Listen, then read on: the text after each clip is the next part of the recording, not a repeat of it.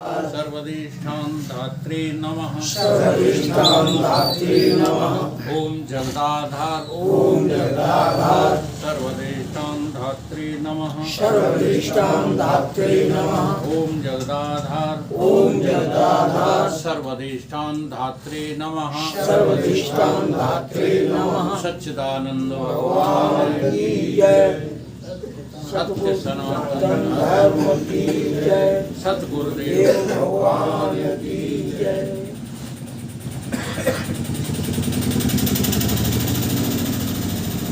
योग वशिष्ठ में मुमुक्षु प्रकरण चल रहा है और मुमुक्षु प्रकरण में 10वां सर्ग चल रहा था, तो उसको आधा अधूरा छोड़ दिया था। 10वां सर्ग वहीं से प्रारंभ करते हैं। वशिष्ठ जी महाराज कहते हैं कि हे राम जी, जो चारों वश में न हो तो 3 को ही वश में करो, 3 ना हो तो 2 को ही वश में कर लो, और 2 ना हो तो 1 को ही वश में करो। ये 4 क्या थे? पुरुषार्थ, पुरुषार्थ, द्वारपाल, मोक्ष के 4 द्वारपाल बताए थे। तप माने समदम, समदम दोनों तप में ही आ जाते हैं, ठीक है। सत्संग, तप, संतोष और विचार, ये 4 द्वारपाल हैं। किसके हैं ये? मोक्ष के। संतोष, विचार और सत्संग। ये 4 में से अगर आप जो है चारों को अपने अंडर में नहीं कर सकते तो कम से कम 3 करो। 3 नहीं कर सकते 2 करो, और 2 नहीं कर सकते तो 1 करो, और उसमें 1 जो है प्रधान है सत्संग, ठीक है। ये तो कम से कम जो है करते ही रहो। इन चारों का परस्पर बड़ा स्नेह है, अगर ईमानदारी से करोगे तो। क्या स्नेह है कि जहाँ एक आता है वहाँ चारों आते रहते।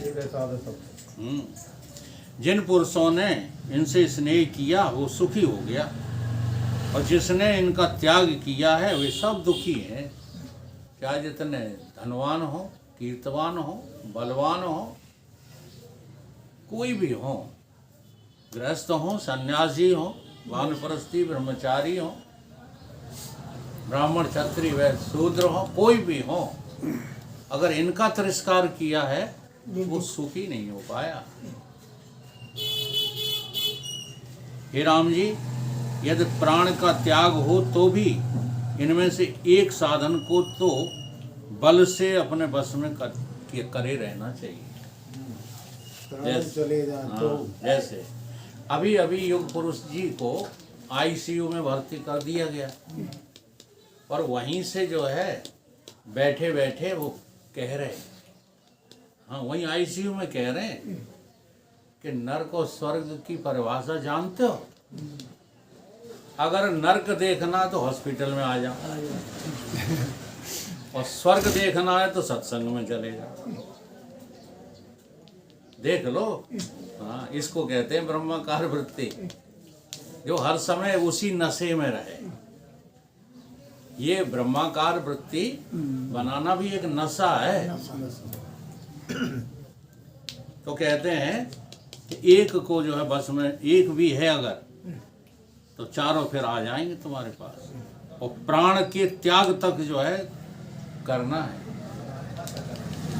ऐसा नहीं है कि प्राणों पे आफत आ जाए तुम कहो नहीं अब हमें अच्छा नहीं लग रहा सब।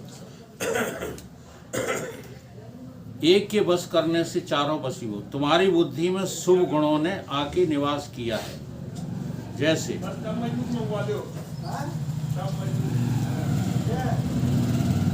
सूर्य में सब प्रकाश आ जाते हैं, वैसे ही संतों और शास्त्रों ने जो निर्मल गुण कहे हैं तो सब तुम में आ जाएंगे। आएंगे तभी जब तुम जो है गुरुओं की संगत करोगे, संतों की संगत करोगे, शिष्यत्व को धारण करोगे। शिष्यत्व के बिना गुरुत्व नहीं आ सकता।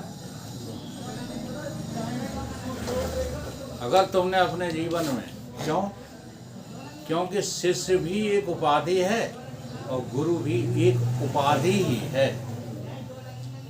उपाधि से ही जो है शिष्य और गुरु होते हैं।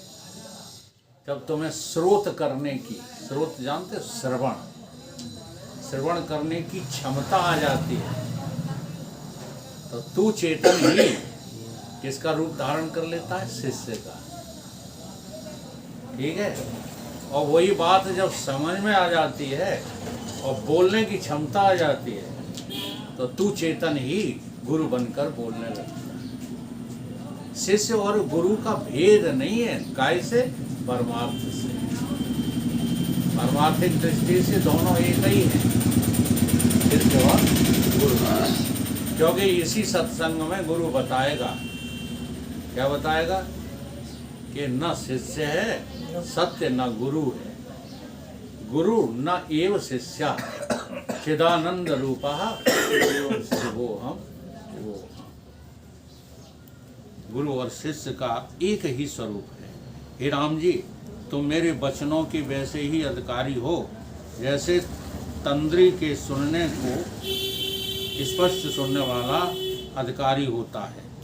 चंद्रमा के उदय से जैसे चंद्रवंशी कमल खिल जाते हैं, वैसे ही शुभ गुणों से तुम्हारी बुद्धि खिल गई है। श्रोता को इतना ऊंचा होना चाहिए, जैसे कि यहाँ राम जी को बता रहे हैं। राम जी उस परब्रह्म परमात्मा की बात को सुनने के लिए कैसे हो गए हैं? कमल के फूल के समान हो गए। अब संसार से कोई लालसा नहीं रही, संसार से कुछ लेना देना नहीं रहा। और जब ऐसा होता है तब हम सत्य को सुनने की क्षमता रखते हैं। नहीं तो सत्य जो है बड़ा गहराई में काटने को दौड़ता है। सत्य जो है, हाँ, कानों से तो सुनना आसान है, लेकिन भीतर से सुनना बड़ा मुश्किल है। क्योंकि ये सुनने में कड़वा होता है, सत्य सुनने में मीठा नहीं होता। सत्य सुनने में कड़वा होता है, लेकिन जब सत्य समझ में आ जाता है तो सत्य के समान कोई मधुर नहीं होता। हे राम जी, सत्संग और सत्य शास्त्रों द्वारा बुद्धि को तीक्ष्ण करने से शीघ्र ही आत्म तत्व में प्रवेश हो जाता है। सत्संग और सत्य शास्त्र क्या करते हैं? हमारी बुद्धि को पैना करते हैं। ये हम आप लोग इकट्ठे होते हैं, किस लिए इकट्ठे होते हैं? परमात्मा को पाने के लिए नहीं होते इकट्ठे, बुद्धि को पैना करने के लिए इकट्ठे होते। अगर आपकी बुद्धि तीक्ष्ण हो जाए तो परमात्मा तो देखो, तीक्ष्ण बुद्धि नहीं है और फिर तुम कह रहे हो हमारे भीतर परमात्मा है। जैसे कल एक लड़का, बड़ा एजुकेटेड लड़का था, पड़ोसी था हमारा, इनका दोस्त है देवेंद्र, वो छूटते ही बोला भगवान तो हृदय में मिल जाते हैं, ज़्यादा जो है फालतू सत्संग फत्संग घूमने में क्या रखा है। मैंने कहा यार तुम ज़्यादा पढ़ लिख गए हो इसलिए ऐसी बातें करते हो, थोड़ी अपनी पढ़ाई का गुमान नीचे करके मेरी बात सुनोगे। मैंने कहा तुमने आज तक हृदय देखा? तुम कहते हृदय में भगवान बैठा, कैसा होता है हृदय? अब उसकी जो है, हाँ, बोलती बंद। किसको हृदय तुम समझ रहे? वो जो तिकोना होता है, डॉक्टर जिसको ऑपरेट करते हैं, छल्ला डालते रहते हैं जिसमें, नहीं, वो तो हम भी समझते हैं। क्या समझते हो तुम? हृदय का आकार बताओ, हृदय की शक्ल बताओ, हृदय का स्वरूप बताओ, किसको हृदय कहते हैं? कहीं भीतर ही है। हमने कहाँ भीतर कैसा है, पहचान क्या है हृदय की? भगवान कह रहे हैं हृदय से अर्जुन तिष्ठति। तो वो हृदय क्या चीज है? हृदय कमल, हृदय गुहा, बहुत नाम है उसके, लेकिन तुमने कभी पकड़ा कि हृदय किसको कहते हैं? जिसमें संसार भरा पड़ा है? अब जिसमें संसार भरा पड़ा है, तुम हृदय से मेडिटेशन कर रहे हो। थोड़ी अंग्रेजी भी बोल रहा था, कि हर्ट, यानी क्या कह रहा था, फ्रॉम हर्ट द मेडिटेशन। तो मैंने कहा मेडिटेशन तुम अपने हृदय से करके दिखाओ हमें, हम तुम्हें गुरु मान लेंगे। सच्ची बात जानते हो हृदय किसे कहते हैं? जहां तुम्हारे भीतर संसार बिल्कुल समाप्त हो जाता है उसका नाम हृदय है। समझ रहे परिभाषा हृदय की है? और जब तक कुछ भी संसार है वो हृदय नहीं है, वो तो वासना का तुम्हारा घर है, जहां वासनाएं पलती रहती हैं, वो हृदय थोड़ी है। नहीं तो भगवान को कहना नहीं पड़ता हृदय से अर्जुन तिष्ठति। इसलिए बड़ा सोच विचार करके जो है इन शब्दों को हमें लेना चाहिए। हृदय वही होता है जहां परमपिता परमात्मा प्रतिष्ठित है, और यदि परमपिता के अलावा और कुछ थोड़ा भी है तो वो हृदय हृदय ही नहीं है। अब उनकी इतनी ऊंची बात समझ में तो आएगी नहीं, लेकिन भले ना आए, एक बात का यहाँ और जिक्र करेंगे। अभी अभी हम जाते जरूर हैं बाबा पेशाब वेशाब करने, लेकिन कान हमारे यहीं रखे रहते हैं। आप लोगों की चर्चा चल रही थी ना, इस बाबा ने कहा, बहुत अच्छी बात कही बाबा ने, किसी को अपने आस्था से नहीं हटाना चाहिए। ठीक है, किसी को नहीं हटाना चाहिए, लेकिन यदि आस्था हो तब, और अनास्था को ही आस्था समझ बैठे तो नहीं हटाना चाहिए। बोलो, ये दोनों शब्द हैं, एक है आस्था और एक है अनास्था, है ये दो शब्द। तो आस्था किसको कहते हैं? समर्पण तो अपनी पत्नी को भी है, दिन रात रहते हो समर्पित। समर्पण तो पैसा को भी है। समर्पण का नाम आस्था है, केवल समर्पण का नाम आस्था है। ईश्वर के प्रति समर्पित। हाँ, क्या है ईश्वर? हमारे लिए तो भगवान कौन है? पैसा। इन बातों में कुछ नहीं रखा है। इसलिए सत्य को धारण करो। एक चेतन तत्व आत्मा के अलावा और कोई भी जगह आस्था करने योग्य है ही नहीं। इसलिए जो चेतन तत्व में आस्था करता है तो वही भगवान में, ईश्वर में, देवता में, सब में आस्था करता है। अगर तुम जड़ तत्व में आस्था करते हो तो हर एक शास्त्र हटा रहा है तुमको। चाहे गीता ले लो, चाहे रामायण ले लो, चाहे और कोई सी भी पुराण ले लो, सब के सब तुम्हें वहां से हटा रहे हैं। आज जो है भागवत पुराण, शिव पुराण और गरुण पुराण, वैष्णव पुराण, ये सब के सब क्यों बदनाम हो गए हैं? इसलिए बदनाम हो रहे हैं कि उनमें जो बात लिखी है वो बात जो है लोगों को समझाना या बताना आती ही है। सब गड़बड़ सड़बड़ बताते रहते हैं, नचाते रहते हैं, गवाते रहते हैं। इसका नाम भक्ति नहीं है। ये नाच गाने का नाम भक्ति होता तो सुखदेव जी पहले से मंडली तैयार करके लाते। क्या क्या क्या साथ में लाए थे जब परीक्षित को भागवत सुनाने आए। आज भागवताचार्य जो है क्या क्या लाते हैं साथ में, देख लो। हमने अपने वेद शास्त्र पुराणों की कैसी जो है दुर्दशा कर डाली। तो चाहे जैसे, चाहे जहां आस्था रख लेने का नाम आस्था नहीं है प्यारे। सीधी बात है, सत्य को स्वीकार करो। सत्यम शिवम सुंदरम। सत्य का नाम ही भगवान है, सत्य का नाम ही ईश्वर है, सत्य का नाम ही धर्म ग्रंथ है। सत्संग और सत्य शास्त्र, वही बात आई, इसलिए मैंने उसको विषय बनाया। सत्संग और सत्य शास्त्रों द्वारा बुद्धि को तीक्ष्ण करने से शीघ्र ही आत्म तत्व में प्रवेश होता है। कल भी मैंने जो है सुनाया था एक छंद, पोथे सदा थोथे पढ़े, पढ़ते नहीं सत ग्रंथ हो,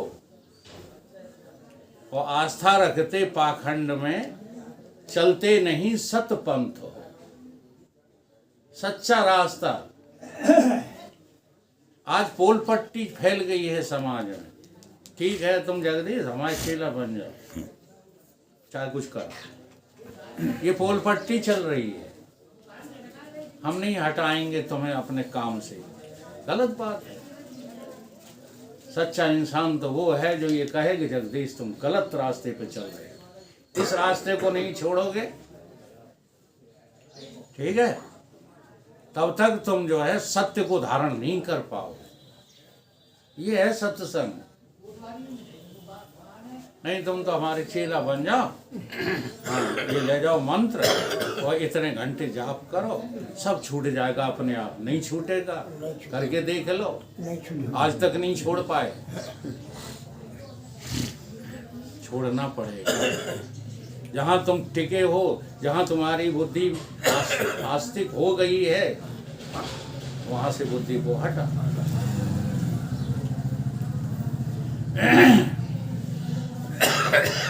इससे श्रेष्ठ पुरुष वही है जिसने संसार को नीरस जानकर त्याग दिया है। संसार में कोई रस नहीं। तुम कितने ऊंचे काम करो संसार में रस नहीं है। रस तो उसी चेतन तत्व, रसो स विष्णु।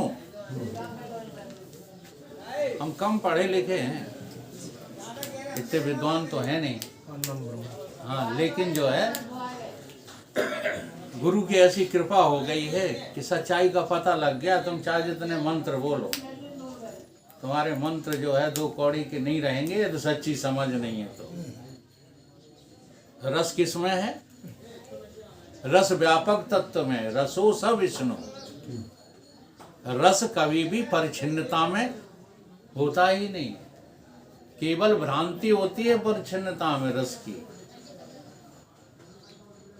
किसी को जो है तमोगुण में रस है, किसी को रजोगुण में है, तो किसी को सतोगुण में आने लगा है। अब ये है, तमोगुण की अपेक्षा सतोगुणी आदमी श्रेष्ठ दिखता है नहीं, ये ध्यान रखना, श्रेष्ठ है नहीं, दिखने लगता है।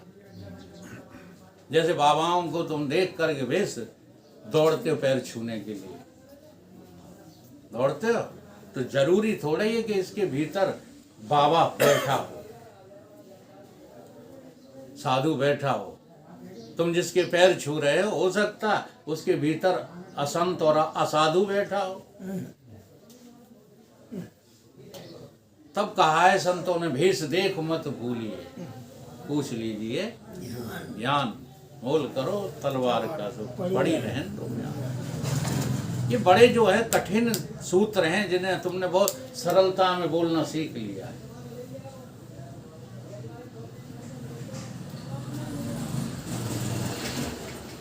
वह अविनाशी पद को प्राप्त होता है। कौन?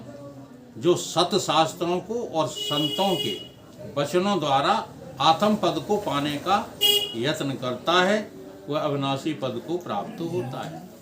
जो शुभ मार्ग त्याग करके संसार की ओर लगा है। देखो हम कह देते हैं, तुम्हें लगता है ये गाली देते हैं। अब वशिष्ठ जी को कभी ढूंढ के जो है पिटाई लगाओ उनकी, क्या कह रहे हैं? वो महामूर्ख है। जो संसार में लगा है वो कौन है? महामूर्ख।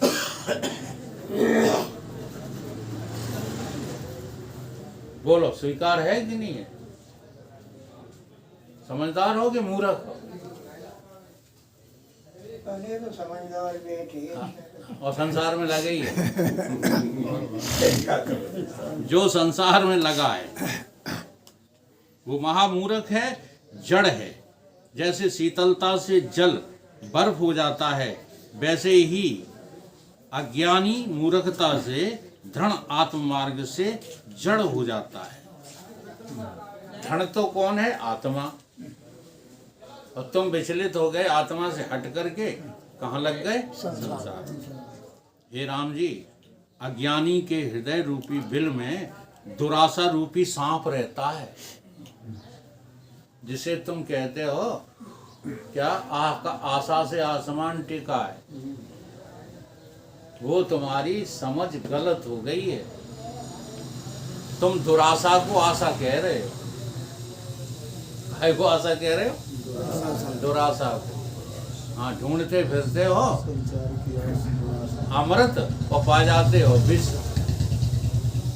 इसका नाम दुराशा है। यहाँ दुराशा रूपी सर्प रहता है। इससे वह कदाचित शांत नहीं पाता और कभी आनंद से प्रफुल्लित नहीं होता। वह वैसे ही आशा से सदा संकुचित रहता है, जैसे अग्नि में मांस संकुचित हो जाता है। हे राम जी, आत्म पद के साक्षात्कार में विशेष आवरण आशा का ही। जहाँ आशा है, आशा कहाँ है? आशा किस जगह रहती है? ले यार, वेदांती लोग हो, बोले ही नहीं रहे। धन सिंह बताओ, आशा कहाँ रहती है? ये सही जवाब नहीं है। मन में रहती है आशा, अभी मैंने शब्द बोला था, आशा से आसमान टिका है। आशा से क्या टिका है? आसमान। तो जब तक पंच तत्व तुम्हें सत्य दिखाई दे रहे हैं, तब तक तुम आशावान हो। ठीक है? और इन्हीं तीन गुण पंच तत्वों की रचना क्या है? तुम्हारा अंतस। इसलिए इस अंतस में आशाओं की क्या लगी है? लहरें दौड़ती हैं। जैसे सूर्य के आगे मेघ का आवरण होता है, वैसे ही आत्म तत्व के आगे ये दुराशा रूपी आवरण पड़ा हुआ है। जब आशा रूपी आवरण दूर हो तब आत्म पद का साक्षात्कार हो सकता है। हे राम जी, आशा तब दूर हो जब तुम संतों की और सत्य शास्त्रों की संगति करो और उन पर विचार करो। केवल शास्त्र को सुन लेना पर्याप्त नहीं है। सुनने के बाद, श्रवण के बाद विचार करना बहुत जरूरी है। हमारे गुरुदेव ये कहते हैं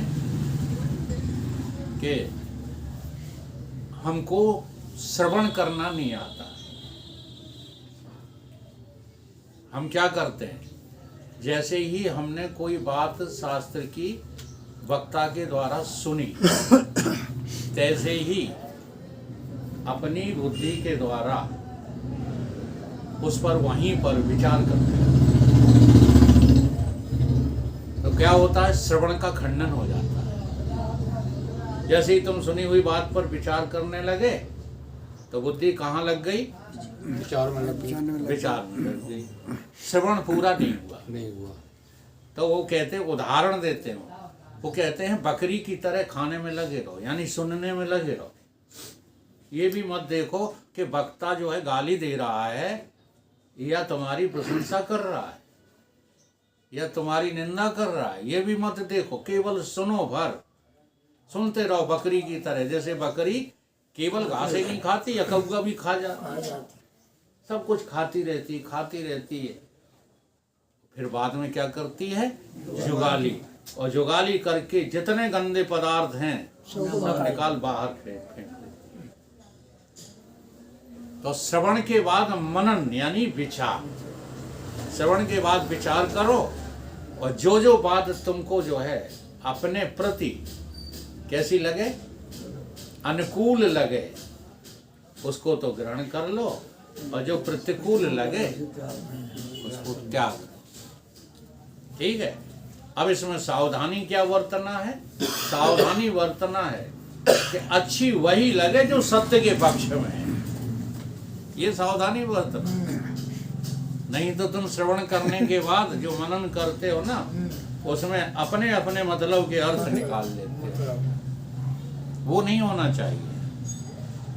जो विचार सत्य के अनुकूल हो वही विचार आपके अनुकूल होगा, और जो संसार के अनुकूल हो वो आपके अनुकूल नहीं है। बहुत समय लग गया इसमें, गुरुओं की हमने जो है बेइज्जती भी कर दी। हाँ, ऐसे महान पुरुष हमारे घर आकर के हमारे ऊपर कृपा कर रहे थे और हम तब भी जो है उनका तिरस्कार करके सिनेमा देखने चले जाते थे। हम अपनी बात बता रहे हैं, उनका तिरस्कार करके हम तम्बाकू खाने लगते थे, हम अगल बगल काट जाते थे। तो उनका तिरस्कार हुआ कि नहीं? आज रो रहे हैं उन्हीं बातों के लिए। इसलिए वक्त पर जो है वक्त की पहचान होनी चाहिए।